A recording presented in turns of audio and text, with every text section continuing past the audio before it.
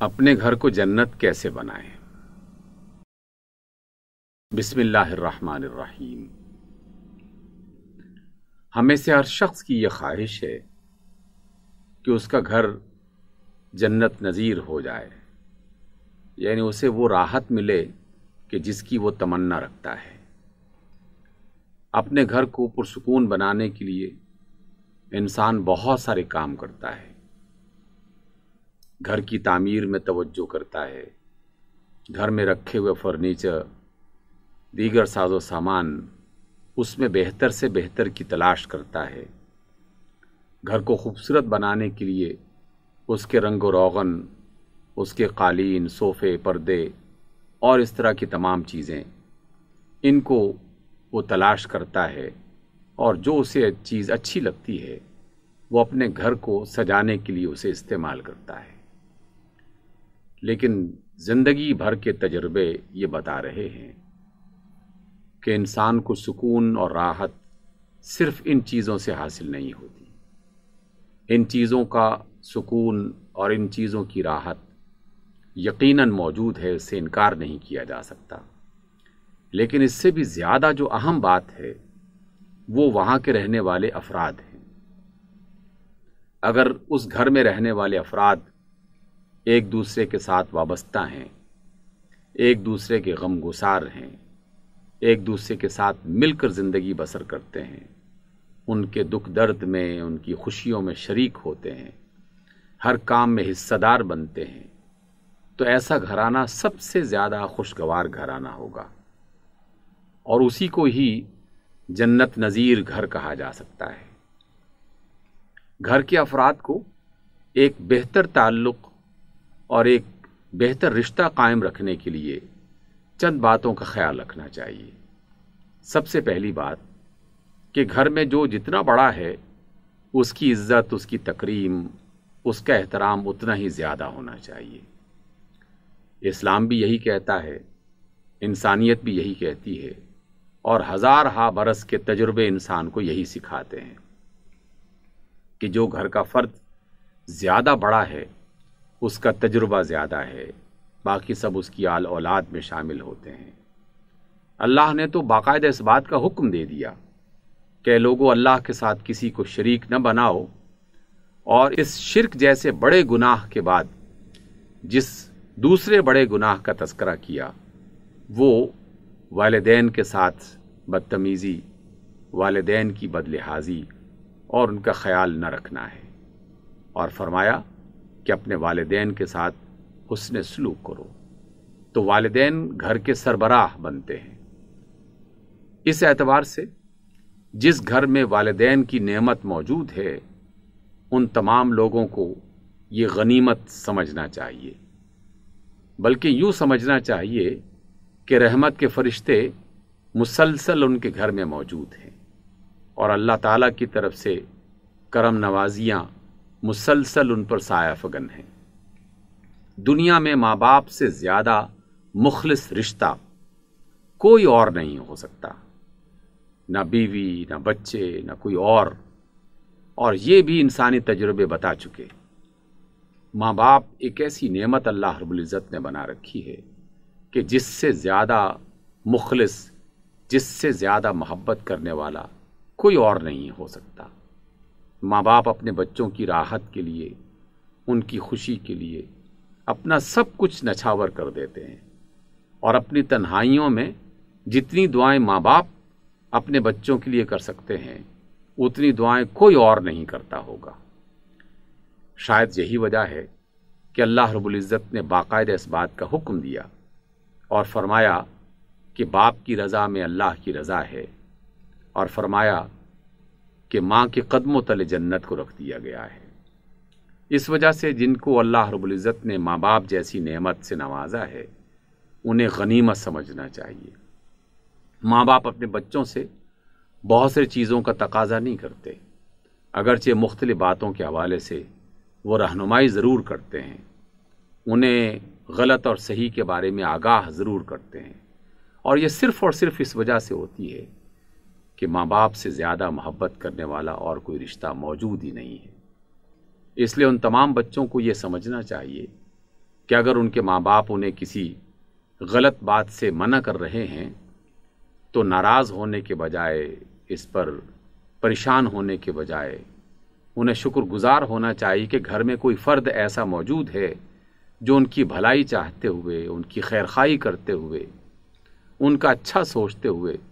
انہیں آنے والے نقصان سے بچانے کی کوشش کرتے ہیں۔ اس لیے یہ بہت بڑی نعمت ہے۔ اس وجہ سے جنہیں اللہ تعالیٰ نے یہ نعمت عطا کر رکھی ہے انہیں غنیمت سمجھنا چاہیے۔ رسول اللہ صلی اللہ علیہ وسلم نے ایک بار یوں ارشاد فرمایا کہ لوگوں، اپنے ماں باپ کی عزت کیا کرو، ان کا احترام کیا کرو، تاکہ تمہارے بچے وہ تمہاری عزت کریں اور تمہارا احترام کریں۔ گویا کہ یہ عمل اور رد عمل کو واضح کیا گیا کہ دنیا کا یہ قانون صرف مادی چیزوں کے ساتھ وابستہ نہیں ہے کہ ایک چیز اگر دیوار پر ماری جائے گی تو وہ واپس پلٹ کے آئے گی۔ یہ عمل کا رد عمل انسانی رویوں کے ساتھ بھی وابستہ ہے۔ آپ جو رویہ جس طرح کا اختیار کریں گے بالکل وہ کبھی نہ کبھی کسی نہ کسی صورت میں لوٹ کے واپس آئے گا۔ اگر آپ اپنے والدین کے ساتھ اچھا سلوک کرتے ہیں تو یقیناً آئندہ آنے والی نسلیں وہ آپ کے ساتھ اچھا سلوک کریں گی۔ اس وجہ سے اللہ رب العزت نے باقاعدہ اس بات کا حکم دیا۔ اپنے والدین کی عزت اور احترام یہ پہلا قدم ہے، پھر ان کی خدمت یہ دوسرا قدم ہے۔ جہاں آپ اپنی ضرورتوں کو پورا کرنے کا اہتمام کریں وہاں اپنے والدین کی ضرورتوں کو پورا کرنے کا اہتمام کریں۔ والدین جب بوڑھے ہو جائیں تو پھر انہیں مادی چیزوں سے زیادہ ایک اور چیز کی طلب ہوتی ہے۔ اگرچہ بوڑھے ہونے سے پہلے بھی انہیں اس بات کی حاجت رہتی ہے کہ ان کے بچے صرف ان کو کھانے پینے کی سہولتیں مہیا نہ کریں، لباس کی سہولتیں مہیا نہ کریں، بلکہ ان کے پاس بیٹھیں، ان سے بات کریں، ان کے ساتھ اپنی باتیں شیئر کریں، کیونکہ بڑھاپے کی عمر ایک تنہائی کی عمر ہوتی ہے اور اس تنہائی کی عمر کو گزارنا کوئی آسان بات نہیں ہے، کیونکہ کوئی ایسا کام نہیں ہوتا کہ جس کی وجہ سے وہ اپنے آپ کو مصروف رکھ سکیں۔ اگرچہ ان بوڑھے والدین کو بھی کوئی نہ کوئی ایسا کام سوچتے رہنا چاہیے اور کرتے رہنا چاہیے، کیونکہ جب تک وہ حرکت میں رہیں گے ان کی صحت باقی رہے گی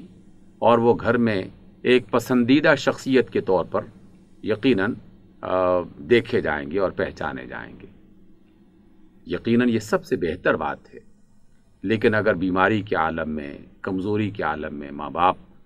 بستر کے ساتھ لگ گئے ہیں تو پھر تو اور زیادہ ضرورت پیش آتی ہے کہ ان کے پاس کچھ وقت بیٹھا جائے، حالات پر بات کی جائے، خاندان کے بارے میں، گھر کے بارے میں، اللہ کے بارے میں، اللہ کی کتاب کے بارے میں، رسول اللہ صلی اللہ علیہ وسلم کی سیرت کے بارے میں، ایسی دعاؤں کو آپس میں پڑھا جائے، سکھایا جائے، سنایا جائے کہ جس کی وجہ سے گھر کے اندر برکت بھی آئے گی اور ماں باپ کی ان کے لیے بھی بہتر ہوگا اور ماں باپ کے بچوں کے لیے بھی بہتر ہوگا۔ اس لیے جس شخص نے بھی اپنے گھر کو جنت بنانا ہو اسے اپنے گھر میں موجود افراد کے ساتھ ایک اچھے سلوک کو ڈیولپ کرنا چاہیے اور اس کو بہتر بنانے کے لیے ایک اچھی زندگی اور خوشگوار جو رویے ہیں ان کو پروان چڑھانا چاہیے، ان کو پروموٹ کرنا چاہیے، اور اچھے رویے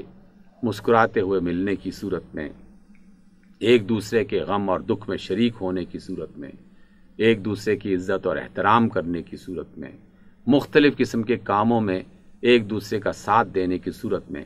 یہ رویے اسی طرح ہی بنتے ہیں۔ اور جب بھی کوئی شخص ان باتوں کا اہتمام کرتا ہے تو یقیناً اس کا گھر ایک اچھا گھر بن جاتا ہے۔ یقین مانیے، گھر در و دیوار کا نام نہیں ہے، گھر فرنیچر اور اساس اور مختلف چیزوں کا نام نہیں ہے، گھر افراد کے باہمی تعلق کا نام ہے، ان کی قربتوں کا نام ہے، ان کی محبتوں کا نام ہے۔ اگر یہ قربتیں موجود ہیں، محبتیں موجود ہیں، ایک دوسرے کا خیال موجود ہے، ایک دوسرے کی عزت موجود ہے، ایک دوسرے پر اعتماد موجود ہے، تو پھر جھونپڑیوں میں رہنے والے لوگ بھی زیادہ خوشگوار زندگی بسر کر رہے ہوتے ہیں ان بڑے محلات میں رہنے والے افراد کے مقابلے میں کہ جن میں بعض لوگ ایک دوسرے کے ساتھ رہتے ہوئے بھی ان سے دور ہوتے ہیں، اور ایسے بدقسمت گھرانے بھی ہمارے معاشرے میں موجود ہیں کہ جن میں سگے بھائی مہینوں ایک دوسرے کی شکل نہیں دیکھتے، ماں باپ اپنے بچوں سے بات کرنے کو ترستے ہیں، بہنیں ایک دوسرے کے قریب بیٹھنے کو پسند نہیں کرتی۔ یہ گھرانہ کوئی اچھا گھرانہ نہیں ہے۔ اللہ رب العزت نے جہاں ہمیں نماز کا حکم دیا ہے، روزے کا حکم دیا ہے، تلاوت قرآن کا حکم دیا ہے، اسی طریقے سے اپنی دنیا میں موجود گھریلو جو رشتے ہیں ان کو بہتر بنانے اور ان کو اچھا رکھنے کا حکم دیا ہے۔ جو شخص